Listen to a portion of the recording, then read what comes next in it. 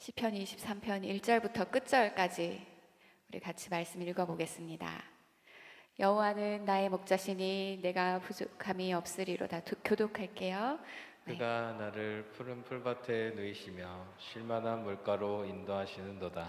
내 영혼을 소생시키시고 자기 이름을 위하여 의의 길로 인도하시는도다. 내가 사망의 음침한 골짜기로 다닐지라도 해를 두려워하지 않을 것은 주께서 나와 함께 하심이라. 주의 지팡이와 막대기가 나를 안위하시나이다. 주께서 내 원수의 목전에서 내게 상을 베푸시며 옛날 거구나. 상을 차려주시고 기름으로 내 머리에 부으셨으니 내 잔이 넘치나이다. 내 평생의 선하심과 인자하심이 반드시 나를 따르리니 내가 여호와의 집에 영원히 살리로다. 아멘. 여러분들 신앙생활 하면서 이 말씀은 언젠가 어디선가 한 번쯤은 들어봤을 만한 말씀이죠. 여러분들이 한 번쯤은 들어보고 이 말씀을 모르면 이단이다. 혹시 말씀 처음 듣는 사람 있나요? 없죠? 우리가 이 말씀은 정말 은혜로운 말씀으로 어렸을 때부터 들어왔던 말씀입니다. 목사님이 어렸을 때는 시편 1편과 시편 23편 말씀을 주일학생들한테 달달달달 외우게 시켰던 말씀이었어요. 그래서 외웠었는데 여러분도 혹시 외우나요? 아까 우리 성은이 간증, 우리의 삶에 아직도 이와 같은 어려움이 또 다가올 것이고 다가왔습니다. 그러나 우리도 이 찬양처럼 내 앞길 멀고 험해도 나 주님만 따라가리. 얼마나 은혜됐는지 정말 목사님 간증 들으면서 참 많이 울었어요. 우리 현택이 예배 시간마다 방송실 떠드는 거 여기 다 들려. 현택이 예배 시간마다 도망가면서 현택아!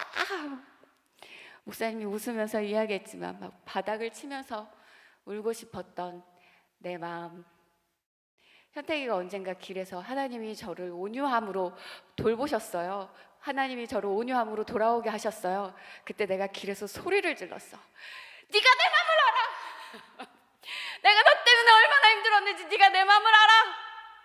그래서 막 길에서 버럭버럭 소리를 지르면서 너도 똑같이 당해봐. 내가 너 때문에 얼마나 힘들었는지 너도 똑같이 당해봐. 내가 그렇게 했었는데 근데 현택이가 내가 현택이 때문에 울면서 기도했던 그 기도의 찬양을 현택이가 오늘 여기 앞에서 사랑하는 내 딸아 너의 자금도 내겐 귀하다 하면서 현택이가 찬양을 하네. 내가 했던 기도대로 현택이가 찬양을 하네.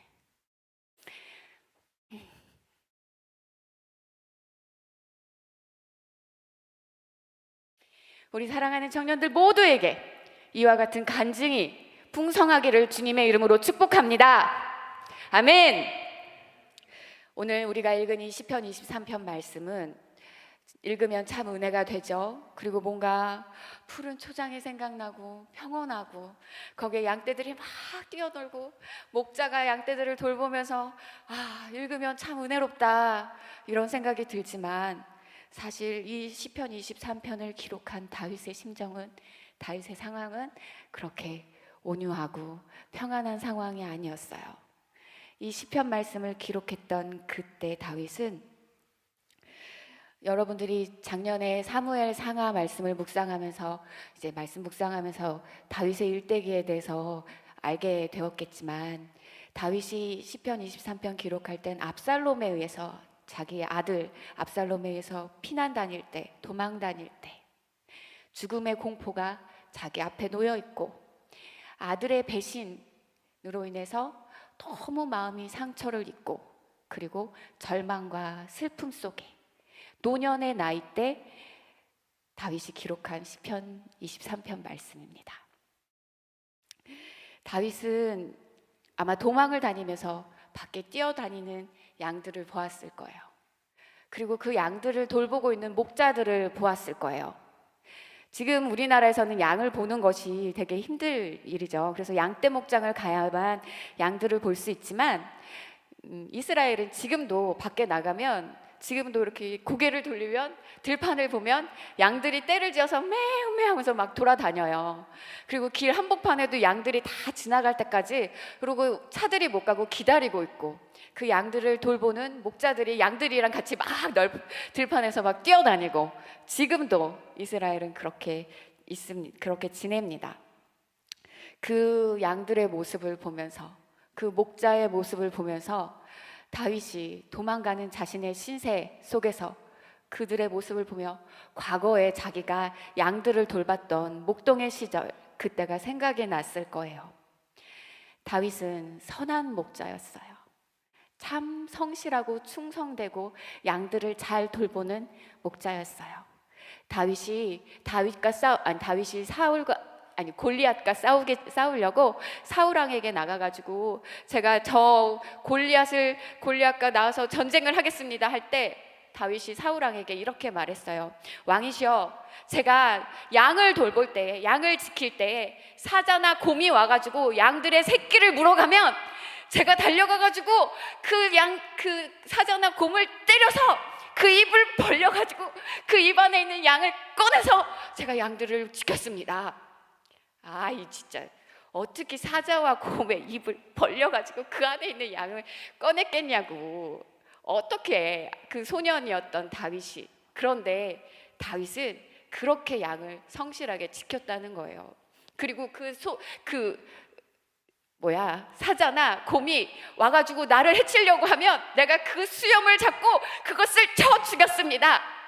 이렇게 다윗이 사울 왕에게 이야기했어요. 진짜요. 사무엘상 17장 34절부터 37절에 다윗이 이렇게 사울 왕에게 자기에 대해서 소개를 했었어요.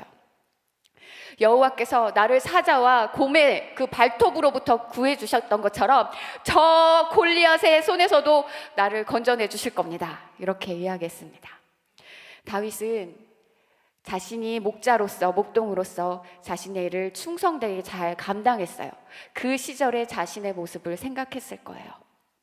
내가 양들을 저렇게 돌봤지. 내가 그때 양들을 그렇게 사랑하면서 내 목숨을 아끼지 않고 양들을 지켰지. 사람인 나도 선한 목자라는 나의 체면, 나의 그 자리를 지키기 위해서 사람인 나도 위험 속에서 양들을 보호했는데, 나의 양을 지켰는데, 우리 주님은 어떠한 분이신가? 우리 주님은 어떠한 분이신가? 여호와는 나의 목자라. 내가 부족함이 없으리로다. 그가 나를 푸른 초장에 누이시며 실만한 물가로 인도하시는도다. 내 영혼을 소생시키시고 의의 길로 나를 인도하시는도다.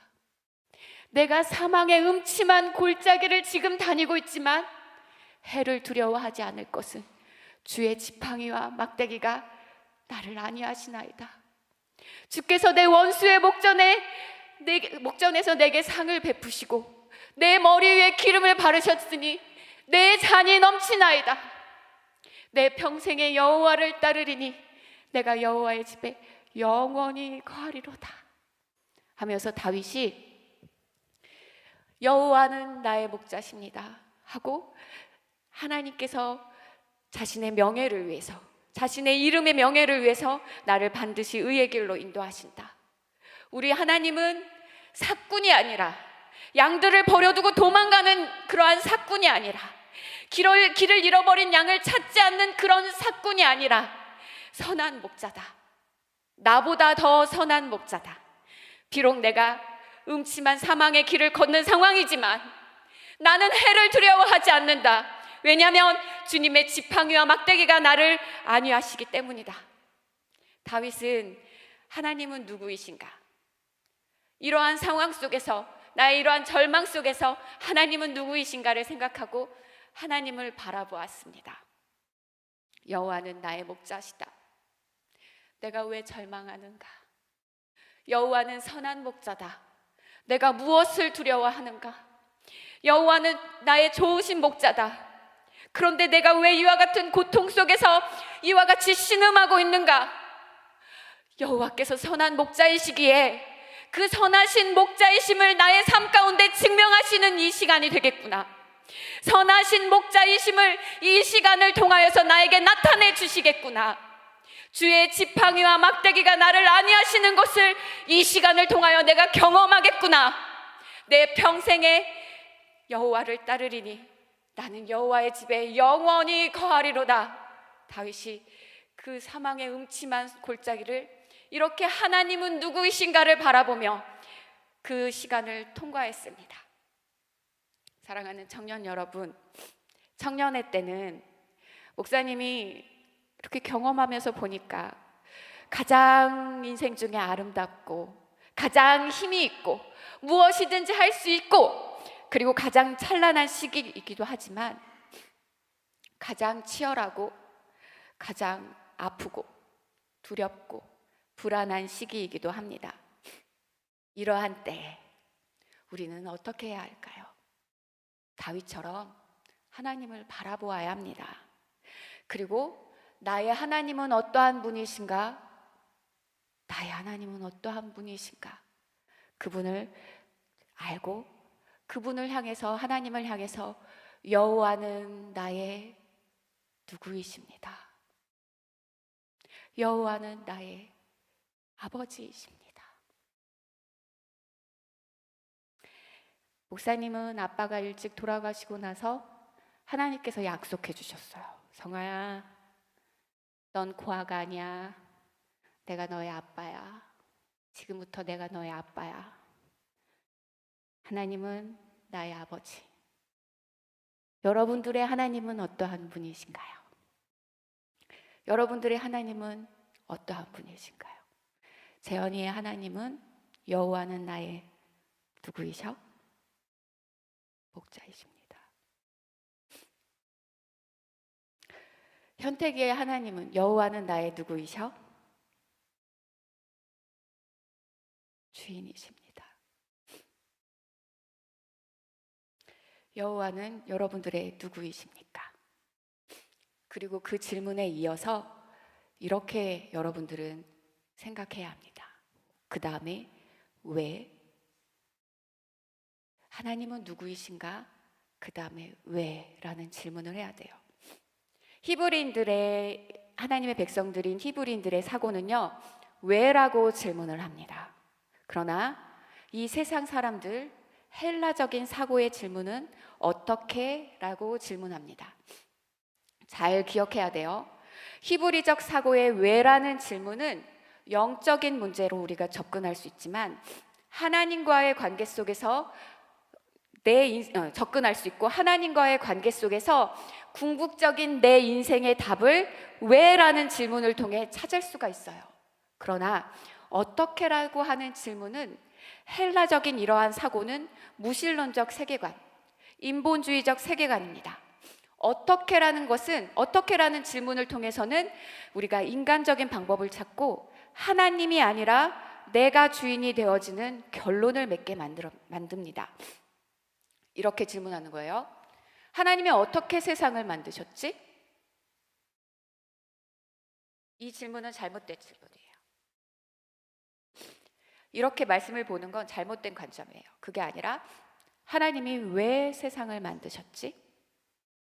이렇게 질문하면서 성경을 읽어야 합니다. 어떻게가 아니라 왜? 나는 어떻게 살지? 성공해야 살지.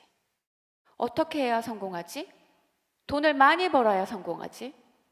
그럼 돈을 많이 벌려면 어떻게 해야 하지? 좋은 데 취업을 하면 되지. 대기업을 들어가면 돼. 사업을 해서 성공을 하면 돼. 그렇게 하면 어떻게 해야 좋은 직장을 가고 어떻게 해야 대기업에 취업을 하지? 아하, 자격증을 많이 따고 많은 공부들을 하면 돼. 그럼 어떻게 하면 공부를 할 수 있지? 어떻게 하면 공부를 잘하지? 시간을 아껴야지. 어떻게 해야 시간을 아끼지? 교회 가면 안 되겠구나. 예배 드리면 안 되겠구나. 지금 내가 이러고 있을 때가 아니야. 빨리빨리 나는 나의 커리어를 쌓아야 돼. 나의 경력을 만들어야 돼. 공부해야 돼. 이런 결론이 내려지죠. 내가 어떻게 저 여자랑 저 남자랑 연애를 하고 결혼을 하지? 그러려면 내가 멋있어져야 돼. 내가 예뻐져야 돼. 빨리빨리 살을 빼야 돼. 막 성형수술을 해야 돼. 내가 돈을 많이 벌어야 돼. 내가 이 세상에서 성공을 해야 돼. 그런 결론이 내려지죠. 질투하고 열등감에 빠지고 다른 사람들과 비교하면서 난 열등한 존재가 되지 않기 위해 치열한 경쟁의 사회 속으로 들어갑니다. 어떻게라는 질문을 따라가며 그 결론을 내리게 되면, 어떻게라는 질문을 따라가면 어떠한 결론을 얻게 되냐?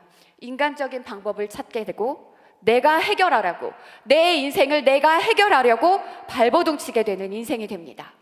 악한 마귀는 우리가 이러한 어떻게라는 이 생각 속에 우리를 가둬둬요. 그것은 하나님의 자녀가 가져야 할 생각이 아니에요. 하나님의 자녀는 어떻게가 아니라 왜입니다. 여러분들, 왜라는 질문을 끝까지 파고 들어가 보세요. 하나님이 왜 나를 만드셨지? 왜 하나님은 예수님을 보내셨지? 나는 왜 살아야 하는 거지? 생각해 봐요. 나는 왜 취업을 해야 하는 거지? 나는 왜 돈을 벌어야 하는 거지? 나는 왜 공부를 해야 하는 걸까? 나는 왜 그 시험을 봐야 하는 걸까? 나는 왜 연애를 해야 하는 걸까, 준상아? 나는 왜 결혼을 해야 하는 걸까? 나는 왜 저 여자, 저 남자를 원하는가? 나는 왜 기뻐하지? 나는 왜 슬퍼하지? 나는 왜 절망감에 빠져 있지? 나는 왜 열등감에 빠져 있지? 나는 왜 두려워하고 있는 거지? 나는 무엇을 무서워하는 거지? 그 왜 답이 내려지지 않을 때, 끝까지 왜 들어갔는데 답을 내려지지 않을 때, 그때 다윗처럼 생각하는 거예요. 여호와는 나의 누구이지? 하나님은 나의 누구이시지? 그런데 나는 왜? 그런데 나는 왜 걱정하지? 하나님과 관계 속에서 왜라는 질문을 하면 확실한 인생의 답을 우리는 얻을 수 있어요. 그리고 그 마지막 최종 끝에 하나님의 영광을 위하여, 너희가 무엇을 먹든지 마시든지 다 그의 영광을 위하여 하라, 하나님의 말씀을 순종하기 위하여 라는 답이 최종적으로 내려진다면 여러분들은 지금 바른 선택을 하고 바른 길을 가고 있는 것입니다.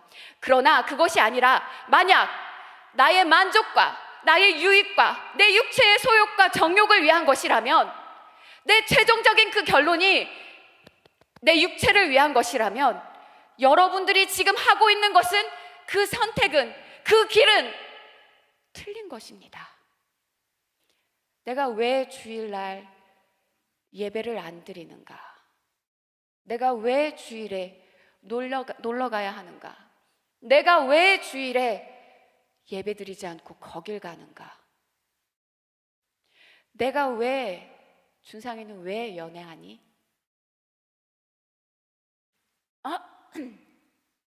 여자친구를 사랑하니까, 그치? 여자친구를 왜 사랑하니? 예쁘니까. 예쁘고 너에게 친절하고 상냥하고 잘해주니까. 그러니까 그걸 사랑이라고 생각하지. 성경에서는 사랑이 뭐라고 말씀하고 있을까? 정말 그게 사랑인가? 그럼 여자친구는 왜 나를 만날까? 사랑하니까, 그치? 그럼 여자친구는 정말로 성경이 말하는 그 사랑을 하고 있는 걸까? 사랑을 하고 있는 걸까? 내가 여자친구와 왜 데이트를 해야 하는 거지? 하나님은 왜 남자와 여자를 만드셨지? 그리고 왜 서로에게 호감을 갖게 하시고 결혼을 하게 하시지? 왜 한 몸을 이루라고 하시지? 나는 하나님이 말씀하시는 사랑을 하고 있는 건가? 아니면 하나님의 뜻 안에서, 하나님의 기뻐하시는 뜻 안에서 움직이고 있는 건가? 아니면 내 육신의 소욕과 정욕을 따라서 내 육체의 만족을 위한 사랑을 하고 있는 것일까? 여러분들은 함부로 육체적으로 끌린다고 마음을 주지 마세요. 하나님을 인정하면서 한번 기도해 보세요. 내가 왜? 여러분들의 꿈은 무엇인가요? 어떤 청년은 이렇게 이야기하더라고요. 맛있는 거 먹고 재밌는 거 하고 편하게 살고 싶어요. 나는 돈 많은 백수가 나의 꿈이에요. 이제 질문해 볼게요. 왜 그렇게 살고 싶어요? 편하니까요. 재밌으니까요. 하고 싶은 거 하니까요. 그럼 목사님 또 질문할 수 있지.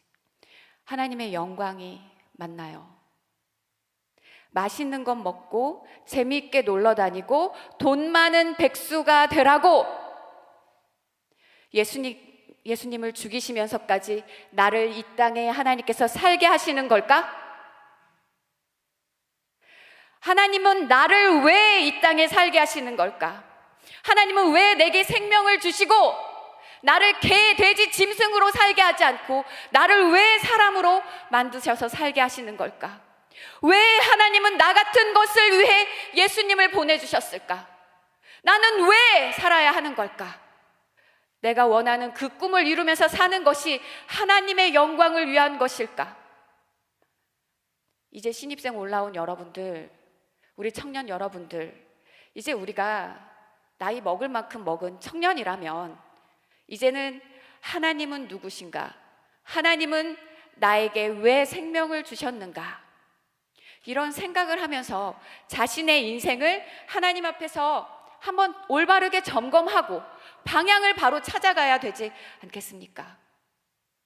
다윗처럼 여호와는 나의 목자이십니다 고백하고 하나님을 신뢰하면서 나의 인생에 지금 여러분들이 하고 있는 그 선택 속에서, 여러분들이 사는 그 모든 삶 속에서 왜? 라는 질문을 던져보세요.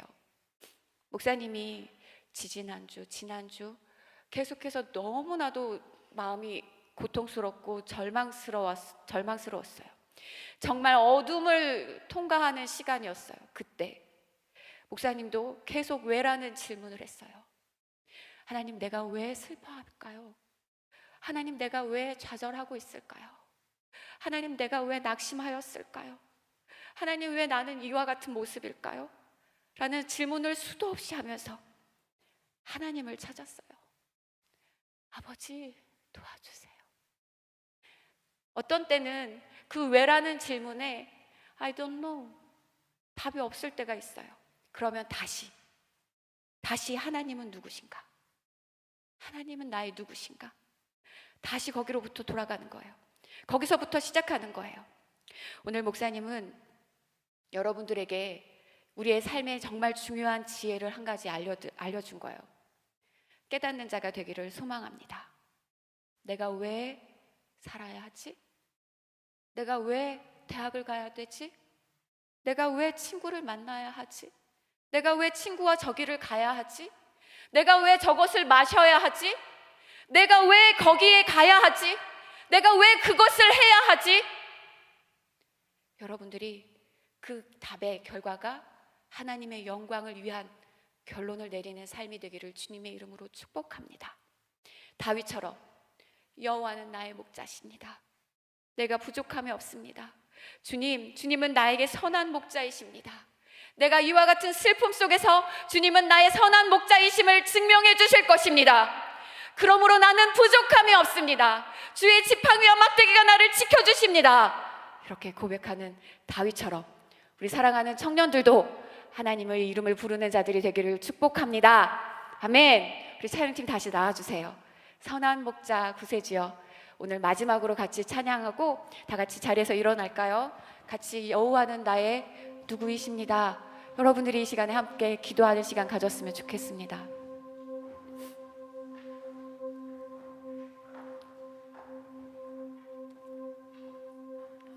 카메라 뒤로 와. 찬양팀 보여줘요. 선한 목자 되신 주님.